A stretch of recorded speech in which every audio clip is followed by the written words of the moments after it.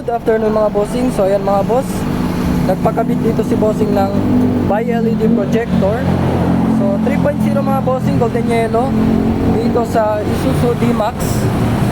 So ayan mga bossing, 3.0 with laser ito mga bossing ha. So parang may mata siya mga bossing oh. Yan, with laser yan. Sa kabila din 3.0. So ayan, golden yellow mga boss. Ito yung box ng Kion Sondra bi-LED. So ayan siya, 3K. Tapos with laser siya mga bossing. Tapos nilagyan ng controller mga bossing para sa high beam niya. So pwede lagyan ng controller mga boss. So ito may high beam feature siya ito mga bossing ha. Testing lang natin ulit. So ayan siya, naka low beam. Pag i-off mo, naka on siya, low beam siya. So ayan mga boss, magka high beam na siya. Yan, ito yung laser niya mga boss.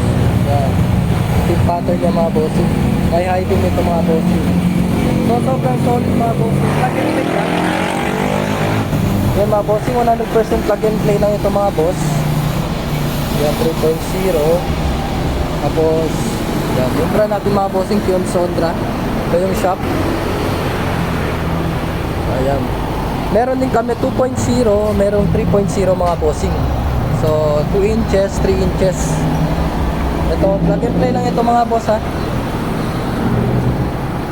So kung gusto nyo magpakabit dito mga bossing, dito lang sa Andres Auto Accessories, Governor Ramos Street, Santa Maria, Zamboanga City.